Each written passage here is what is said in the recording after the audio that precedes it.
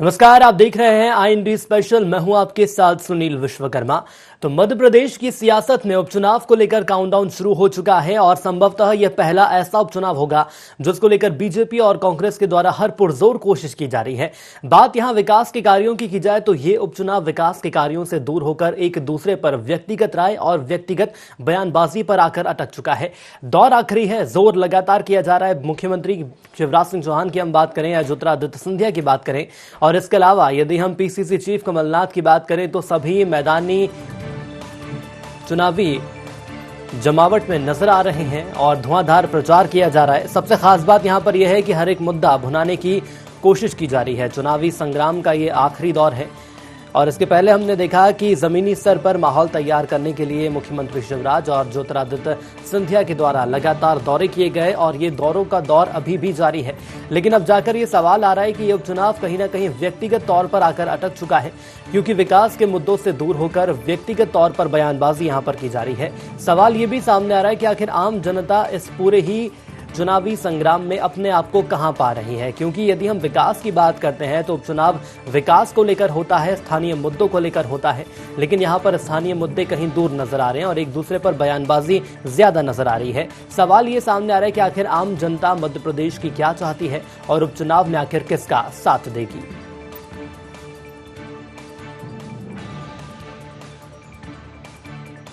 विधानसभा उपचुनाव में कांग्रेस पार्टी अपनी पूरी ताकत के साथ जनता के बीच में है। जनता के सामने हमने अपने 15 महीनों का हिसाब किताब भी रखा है, साथ ही आगामी 3 साल के लिए अपना रोड मैप रखा है। और भारतीय जनता पार्टी की 15 साल और 6 महीने की सरकार का कुशासन भी जनता के सामने है। जनता के सामने स्पष्ट तौर पर विकल्प है। कांग्रेस पार्टी ने ही काम किया है। कमलनाथ जी ने 70% से ज्यादा वादे पूरे किए हैं। कमलनाथ जी ने ही काम किया है, वही आगे करेंगे। इसलिए जनता पूरी तरह कांग्रेस और कमलनाथ जी के साथ खड़ी है। भारतीय जनता पार्टी की बूथ लेवल तक की तैयारी पूरे मध्य प्रदेश की 28 विधानसभा सीटों पर है। पहले मंडल स्तर के सम्मेलन और अब बूथ स्तर के सम्मेलन हमारे तमाम बड़े नेताओं के द्वारा किए जा रहे हैं। और भारतीय जनता पार्टी की अद्भुत क्षमता यही है, हमारी संगठन की शक्ति और कार्यकर्ता का श्रम। इन दोनों के आधार पर हम इन 28 उपचुनावों में भारतीय जनता पार्टी की जीत को लेकर आश्वस्त हैं। कांग्रेस कहाँ है मैदान में हमको नजर नहीं आती। तो यहां पर यदि हम प्रचार की बात करें तो धुआंधार प्रचार किया गया है, लेकिन सवाल यहां पर उम्मीदवारों को लेकर भी सामने आ रहा है कि उम्मीदवारों का जादू क्या आम जनता पर चला है। क्योंकि इस उपचुनाव में सिंधिया समर्थकों की हम बात करें तो आधे से ज्यादा ऐसे सिंधिया समर्थक हैं कि जो कि चुनावी मैदान में नजर आ रहे हैं।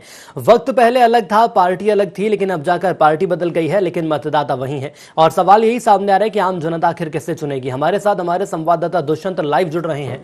दुष्यंत, मैं आपसे समझना चाहूंगा, बात यदि हम उपचुनाव की करें तो उपचुनाव का क्लाइमैक्स का ये दौर चल रहा है। अब ज्यादा वक्त नहीं बचा है जब काउंटिंग होने वाली है और उसके बाद परिणाम भी सामने आएगा। लेकिन मैं यदि आम जनता की बात करूं तो व्यक्तिगत बयानबाजी और विकास के मुद्दों से हटकर व्यक्तिगत बयानबाजी पर यह चुनाव आ गया है। आम जनता आखिर अपने आप को कहां पा रही है इस उपचुनाव में?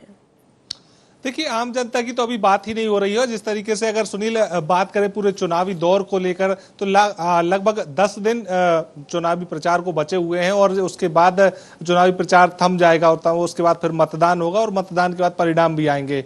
लेकिन अगर पूरे चुनावी दौर के प्रचार को देखा जाए तो दोनों जो पार्टियां हैं वो अपने अपने तरीके से धुआंधार तरीके से चुनाव प्रचार कर रही हैं। और लेकिन अगर प्रचार की बात की जाए तो प्रचार में जनता के जो मुद्दे थे वो तो कहीं ना कहीं दरकिनार हो गए हैं, लेकिन व्यक्तिगत हमले अब देखने को मिल रहे हैं। व्यक्तिगत हमले लगातार एक दूसरे पर साधे जा रहे हैं, निशाने साधे जा रहे हैं। तमाम सारे जो बयानबाजी है वो सामने आ रही है, लेकिन विकास की बात कोई नहीं कर रहा। लेकिन अब अगर बात की जाए पूरे तैयारियों को लेकर तो तैयारियां अपनी अपनी चाक चौबंद दोनों पार्टियां बता रही हैं कि पूरी तरीके से हमने बूथ लेवल पर तैयारी शुरू कर दी है। कोई मैदानी की चुनावी तैयारी की बात कर रहा है, प्रचार प्रसार की बात कर रहा है, जनता के बीच में पहुंचकर उपलब्धियों की बात कर रहा है और तमाम सारी बातें जो हैं वो कही जा रही हैं। लेकिन अगर जनता की बात की जाए तो जनता के जो मुद्दे हैं, जनता की जो समस्याएं हैं, उन पर किसी भी प्रकार से कोई भी राजनीतिक दल बात करना नहीं चाहता। तो ये जरूर है कि जनता फिलहाल फिलहाल अभी जो दर्शक की भूमिका में है, जनता लगातार देख रही है कि किस तरीके से बयानबाजी मध्य प्रदेश की राजनीति में देखने को मिल रही है।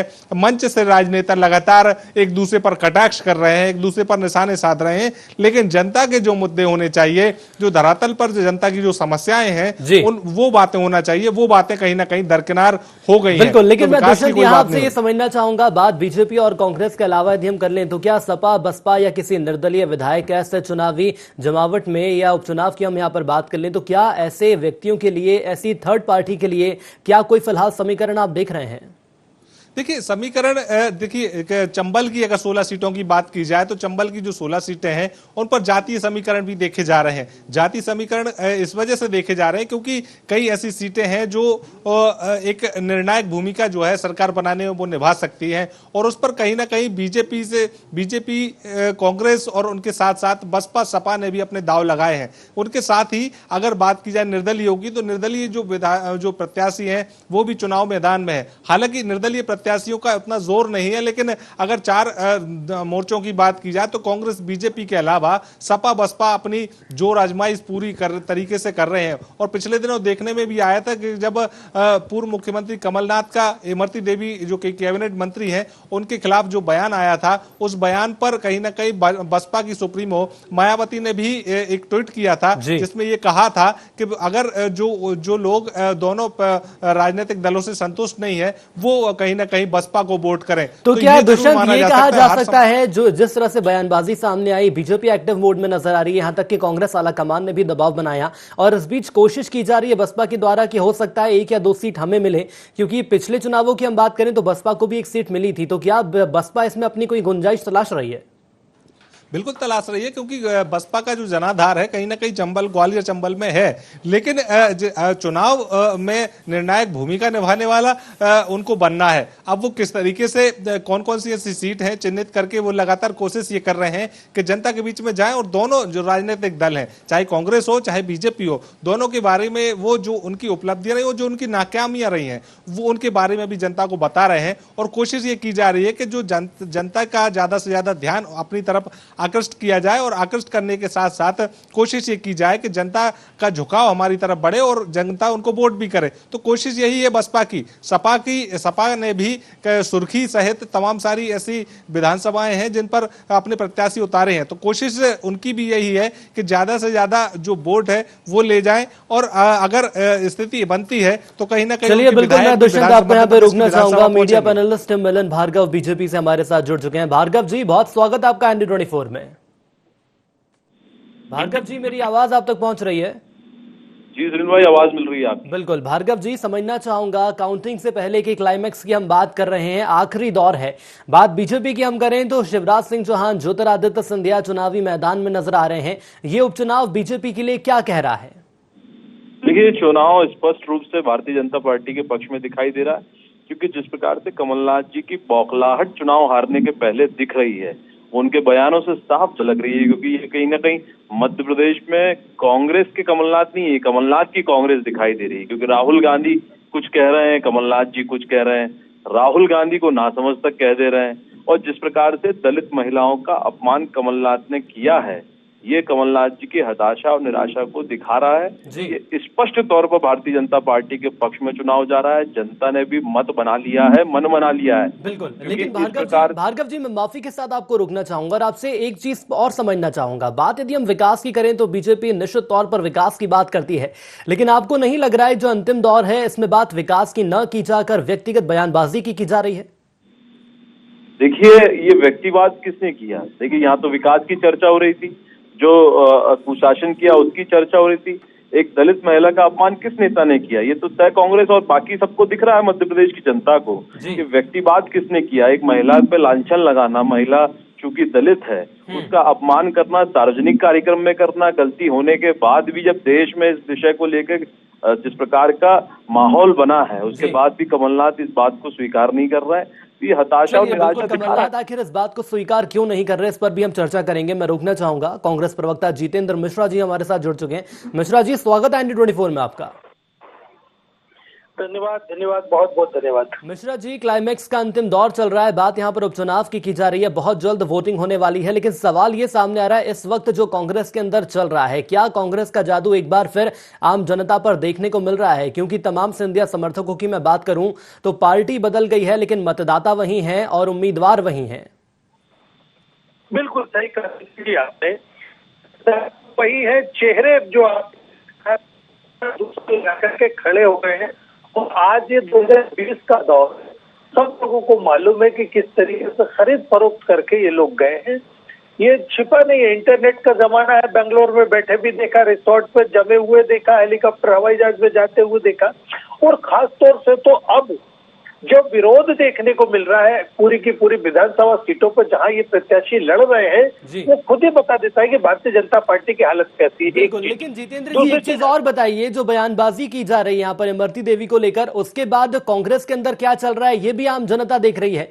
क्योंकि राहुल गांधी की हम बात करें तो राहुल गांधी का तो ये मानना है कि व्यक्तिगत तौर पर मैं ऐसे बयानों को तवज्जो नहीं देता हूं और ये बयान भी गलत है। लेकिन बात यहाँ पर प्रदेश कांग्रेस की जाए तो प्रदेश कांग्रेस के द्वारा ये कहा जा रहा है कि कमलनाथ को माफी मांगनी चाहिए, ये चीज भी आम जनता देख रही है। नहीं, देखिए, कांग्रेस कह रही है कि माफी मांगना चाहिए जी, किसने बोला ये? मानक अग्रवाल जी ने कहा ये। नहीं, देखिए, मानक अग्रवाल जी प्रदेश कांग्रेस आप जिस शब्द को लेकर के माफी मांगने की बात कह रहे हैं, सारे चैनल में देख रहा हूँ लगातार एक सुनाते जा रहे हैं, item item item. Bharatiya Janata party के प्रत्याशी ने जो कहा है महिला के लिए, वो आदिवासी महिला के लिए, क्या मैं आपके चैनल पर उल्लेख कर दूं? इतना अश्लील शब्द कि मुझे बोलने में शर्म आएगी, आपको सुनने में शर्म आएगी। भारतीय जनता पार्टी हमसे तो कहते हैं कि माफी मांगिए। सर वही तो मैं जानना चाह रहा हूँ, मैं वही तो जानना चाह रहा हूँ, बात विकास की क्यों नहीं की जा रही, बात व्यक्तिगत बयानबाजी की क्यों जा रही है? आम जनता की यदि बात करें तो आम जनता क्या बयानबाजी पर वोट देने वाली है या विकास पर वोट देने वाली है? ये जो नौटंकी कर रहे हैं, ये नौटंकी जनता समझ रही। होना क्या चाहिए, सीधा सा मेरा कहना ये है कि चुनाव हो रहे, सरकारों को अपने विकास जो कराया वो बताना चाहिए और जो आगे कराएंगे वो बताना चाहिए। बिल्कुल, मैं रोकना चाहूंगा, आपका ये मानना है कि सरकार को ये बताना चाहिए कि कौन से काम किए गए, बीजेपी का ये कहना है। मिलन जी, आपके पास आना चाहूंगा, कांग्रेस प्रवक्ता को सुन लिया, वो भी वही बात दोहरा रहे हैं कि शुरुआत किसने करी, अंत कौन कर रहा है? देखिए, कहीं ना कहीं की पार्टी में है, राहुल गांधी की कांग्रेस में है, क्योंकि वो राहुल गांधी को गलत ठहरा रहे हैं। क्योंकि राहुल गांधी जी ने बोला है कमलनाथ ने गलत बोला, और कमलनाथ जी का पक्ष लेकर आज उनको तय करना हो कमलनाथ जी की कांग्रेस में रहना चाह रहे हैं या सोनिया जी और राहुल जी की कांग्रेस में रहना चाह रहे हैं। सवाल यहाँ खड़ा होता है, देश जहां जिस बयान को लेकर बोल रहा है, देश में सब में आक्रोश है, दलित वर्गों में कहीं ना कहीं आक्रोश है, और एक दलित महिला का अपमान करने के बाद भी इतनी साफगोही से और बहुत जिम्मेदार तरीके से इस बात को पक्ष रख रहे हैं जितेंद्र भाई, तो मुझे लगता है ये घोर निंदा का विषय है। जितनी निंदा की जाए उतनी कम होगी। आप जरूर है मिलन भाई, लेकिन यहाँ पर सवाल ये भी सामने आ रहा है कि आखिर हम किस मुद्दे पर विकास को लेकर जनता के बीच जा रहे हैं या बयानबाजी को लेकर जनता के बीच जा रहे हैं, क्योंकि ये वही जनता है कि जो कि आने वाले वक्त में मध्य प्रदेश का भविष्य तय करेगी। वक्त की मेरे पास कमी है, आप दोनों हमारे साथ जुड़े इसके लिए आपका बहुत धन्यवाद। दुष्यंत हमारे साथ लगातार जुड़े रहे, दुष्यंत आपका भी बहुत धन्यवाद। तो दौर आखिरी है, बयानबाजी की जा रही है, लेकिन देखना होगा कि आम जनता का दिल आखिर किसने जीता है। यहां रुकेंगे छोटे से ब्रेक के लिए, जल्द लौटेंगे, देखते रहिए Android 24।